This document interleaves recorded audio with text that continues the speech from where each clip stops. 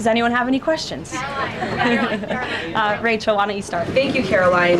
The president has been adamant that he is now in charge of Venezuela, but Delcy Rodriguez said the government of Venezuela runs her country, no one else, saying, quote, there's no external agent governing Venezuela. So which one is it?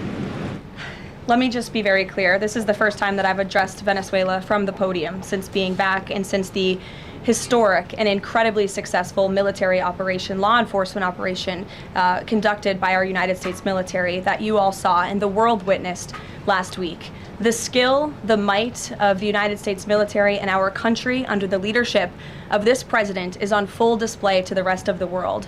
And let's just set the record straight. There isn't another military in the world who could have pulled off this operation. There is not another president in the world or in our nation's history who had the courage to authorize such a mission. And I think the world has taken notice that America is truly back. With respect to Venezuela, the Trump administration, led by Secretary Rubio, the vice president, and the president's entire national security team, is in close correspondence with the interim authorities in Venezuela. We obviously have maximum leverage over the interim authorities in Venezuela right now, and the president has made it very clear that this is a country within the United States, the Western Hemisphere, close by the United States, that is no longer going to be sending illegal drugs to the United States of America. It's no longer going to be sending and trafficking illegal people and criminal cartels to kill American citizens as they have in the past. And the president is fully deploying his peace through strength foreign policy agenda. So we're continuing to be in close coordination with the interim authorities, and their decisions are going to continue to be dictated by the United States of America. Just one follow-up, when you talk about that leverage there, has the Venezuelan government fully committed to turning over its oil to the United States indefinitely, and what happens if they do not? Well, as you saw, the president announced last night, this was a deal. This was a deal made by the president and his team with the Venezuelan interim authorities. This will benefit both the American people and the Venezuelan people. And Secretary Wright and the Department of Energy are working with the interim authorities and also with the private oil industry to execute on this historic energy deal. That's not only good for the United States, but it's also going to revive the prosperity, the safety, the security of both the United States and Venezuela as well. Ed. Following up on the oil part of this, 30 to 50 million barrels of oil, how exactly is that going to work? You're getting it out of Venezuela into the United States? Yes. And then what? That's exactly right. So as you know, Ed, as the president announced last night, this was the sanctioned oil that was basically just sitting in barrels, sitting on ships because of the effective quarantine of the United States of America. And the interim authorities have agreed to release that oil to the United States, so it will be arriving here at home very soon. The United States government has already begun marketing Venezuelan crude oil in the global marketplace for the benefit of the United States, engaged the world's leading commodity marketers, key banks to execute and provide financial support for these crude oil and crude product sales. All proceeds from the sale of Venezuelan crude oil and products will first settle in U.S.-controlled accounts at globally recognized banks to guarantee the legitimacy and integrity of the ultimate distribution of proceeds, and those funds will be dispersed for the benefit of the American people and the Venezuelan people at the discretion of the United States government. It sounds like it requires a lot of private sector engagement and agreement from the oil industry and the banking industry. Do you have that yet? There's a lot of private sector engagement that's happening right now. As you know, Secretary Wright, our energy secretary who's heading up this big project, is in Florida today meeting with some of these oil executives. And as we confirmed earlier, they will also be at the White House later this week. So they are absolutely eager to invest. They're eager about these opportunities. And Secretary Wright is a very knowledgeable guy when it comes to oil and energy, and he's the perfect man for the job. Another quarter of the world, real quick on Iran. Go ahead. So just to follow up on the oil, 30 to 50 million barrels is an initial tranche, if you will, and then what happens after that? What I won't get ahead of the plans that the president and his team are currently speaking with the interim authorities about, but rest assured, there is a long-term plan here. Secretary Rubio and the entire team are working diligently on it, and this is just sort of the first action that you all are seeing. Ed. Thanks, Caroline. So in order to get these oil companies to invest billions in Venezuela, how will the U.S. reassure that their workers will be safe in Venezuela? Could there be troops involved? At this point in time, as you know, there are no troops on the ground in Venezuela. The president, of course, reserves the right to use the United States military if necessary. It's not something he wants to do. Diplomacy is always the first option. As you saw, he tried that with Nicolas Maduro, but unfortunately, he was an illegitimate dictator and an unserious person. And so President Trump authorized this law enforcement operation, and now Nicolas Maduro is sitting in a prison cell in New York. So certainly the president is going to do what's in the best interests of the American people, and that includes workers from our energy and oil industry as well. With that meeting tomorrow, what is the message the president is going to give to the oil executives, and what does he want to hear? Well, the meeting is on Friday, and it's just a meeting to discuss, obviously, the immense opportunity that is before these oil companies right now. Stephen. Thank you, Caroline, and congratulations again. Thank you. The New Yorker had a story yesterday on the vice president, and it questioned his, quote, notable absence on Venezuela. And the sub-headline asked, was the vice president's exclusion from the operation in Venezuela an expression of his anti-interventionist ideology or political calculation? Would you be able to discuss the vice president's role in Venezuela policy? I did see that report in the New Yorker, and quite frankly, I laughed out loud because it's very clear it's a fake report that's trying to sow distrust and division amongst the president and his team. Let me just be very clear. The vice president has been involved in all policy. He is the right-hand man of the president on all policy matters, including Venezuela policy. He was, of course, read in and deeply involved in this operation from the very beginning. And he was present on the night of the operation via secure communication at a different location as to not damage the operational secrecy of this mission that was so incredibly important to ensure that this mission could be carried out successfully without endangering our troops. Caroline. Sure. The U.S. seized a tanker recently. Russia specifically asked the United States not to seize that tanker. Does this action risk a larger conflict with Russia? I believe you're referring to the Bella 1 tanker that was seized this morning. The Department of Justice and the Department of Homeland Security, in coordination with the Department of War, did announce that seizure this morning for violations of U.S. sanctions. I've spoken about the enforcement of our sanctions policy at the podium prior to the new year, and this administration is going to fully enforce the sanction policy of the United States. The vessel this morning was seized in the North Atlantic pursuant to a warrant issued by a U.S. federal court after being tracked, and this was a Venezuelan shadow fleet vessel that has transported sanctioned oil, and the United States of America, under this president, is not going to tolerate that. I would also just add the vessel had a judicial seizure order, and the crew, so that means the crew is now subject to prosecution for any applicable violation of federal law, and they will be brought to the United States for such prosecution if necessary. Kelly. Caroline, Happy New Year to you. Thank you. You I'd too. like to talk to you about a couple of things real quickly. The first question about the Venezuelan people. As you know, there's some 8 million Venezuelans here, some of them celebrating in the streets. There are Venezuelans on the ground who are concerned about their safety. What does the Trump administration, what is it doing to actually help people in Venezuela understand that they will be secure throughout this transition? I think the fact that this president actually followed through on the long-held promise of the United States of America, the bipartisan promise to take down the illegitimate Maduro regime, should give assurance to the Venezuelan people and also Venezuelan Americans who fled this communist regime for a better life here at home, that this is a president who is serious about taking down illegitimate regimes and who is also serious about securing the security of the United States of America, including the Venezuelan American people. And I would just add that this is something that not just Republicans and President Trump have talked about for a very long time, but it is also something that Democrats have advocated for. In 2020, Chuck Schumer said that that at the time, President Trump had not brought an end to the Maduro regime. The Maduro regime is more powerful today and more entrenched today than it was when the president began. Now you hear Chuck Schumer out there saying this is reckless. The American people and the Venezuelan people should be in fear. But this is something that Chuck Schumer has long advocated for.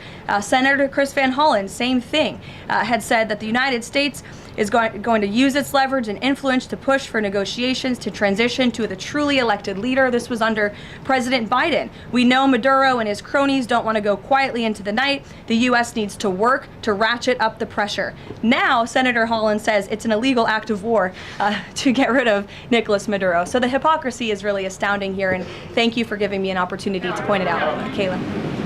Sorry, go ahead. Yes. So there are reports that the administration is demanding that Venezuela cut ties with China, Russia, Iran, and Cuba. Can you confirm? I'm sorry? Reports that the administration has essentially demanded that Venezuela cut ties with China, Russia, Iran, and Cuba.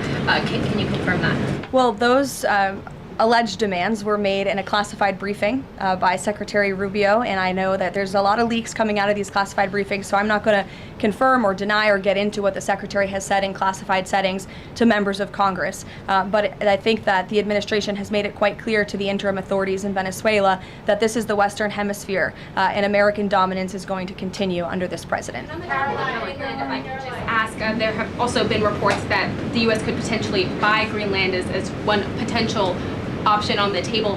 What would such an offer look like? Is there anything monetarily you could provide, any details there? Well, that's something that's currently being actively discussed by the president and his national security team. And I would point out that the acquisition of Greenland by the United States is not a new idea. This is something that presidents dating back to the 1800s have said is advantageous for America's national security. The president has been very open and clear with all of you and with the world that he views it in the best interest of the United States to deter Russian and Chinese aggression in the Arctic region. And so that's why his team is currently talking about what a potential purchase would look like. Jackie. Caroline, just following up on Greenland, why not rule out taking it by military force? I know that past presidents and past leaders have often ruled things out. They've often been very open about ruling things in and basically broadcasting their foreign policy strategy to the rest of the world, not just to our allies, but most egregiously to our adversaries. That's not something this president does. All options are always on the table for President Trump as he examines what's in the best interests of the United States. But I will just say that the president's first option always has been diplomacy. Again, look at Venezuela. He tried ardently to strike a good deal with Nicolas Maduro, and he told him, I will use the United States military and you will not like it if you don't take such a deal. And look at what happened. With respect to Iran, the president said the same thing, right? He tried to have serious interest in a deal with the Iranian regime with respect to their nuclear capabilities. They were not interested, and so Operation Midnight Hammer happened, which was another remarkable military success under the leadership of this commander-in-chief.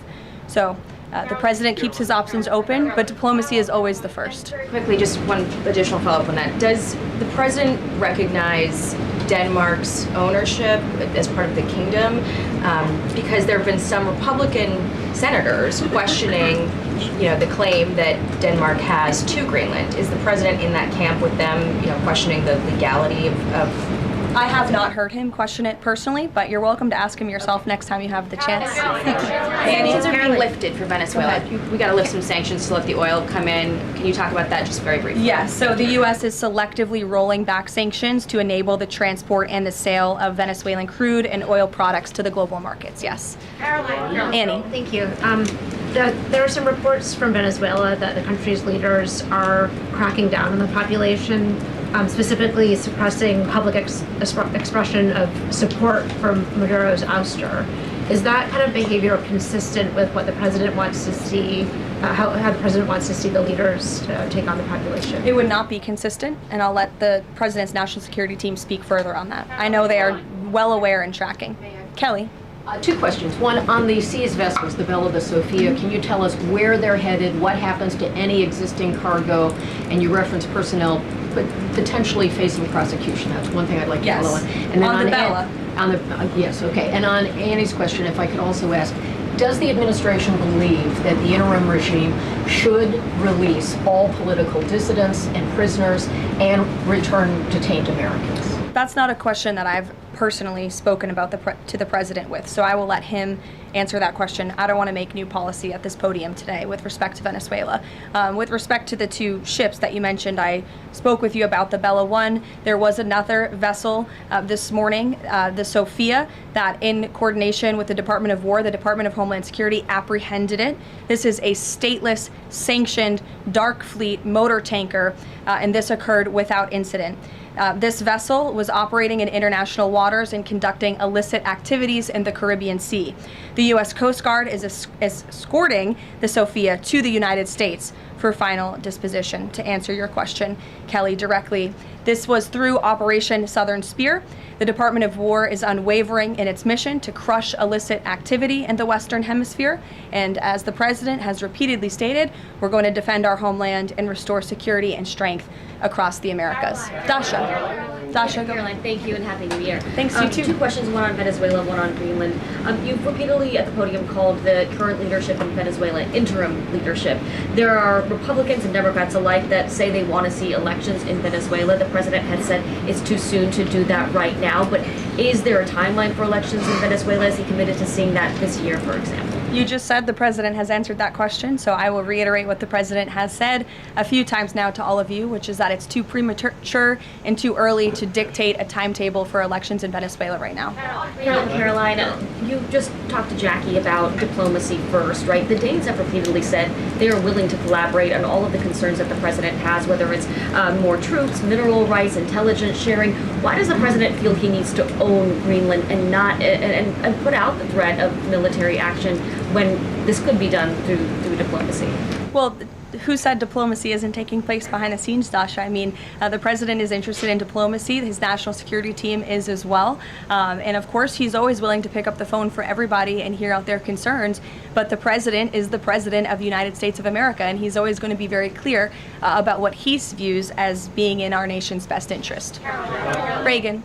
Caroline, I have a question for you on Venezuela, and then I'd love to ask you about Minnesota and Tim Walz. Sure. On Venezuela, I'm wondering, does the administration hope to start sending more Venezuelan migrants back home or have them self-deport if the situation in the country improves? As far as I'm concerned, the policies of the Trump administration and the Department of Homeland Security have not changed. All those illegally present in the country are subject to deportation. And I would just like to add, how we got here. The president was very clear on the campaign to the American public, and it's one of the many reasons they resoundingly reelected him back to this office, that he was not only going to crush foreign drug cartels, but that he was not going to stand by and watch as the illegitimate Venezuelan regime was sending illegal criminals and gang members and rapists and murderers to our country, which happened to the tune of thousands under the previous administration and president. And so there could be nothing more America first than this operation that took place last week. And I would just remind all of you in this room that there were innocent Americans like Jocelyn Nungare who lost their lives at the hands of dangerous Venezuelan criminals who were sent here by the Maduro regime. And that has been the president's North Star and guiding principle throughout his entire policy since January 20th.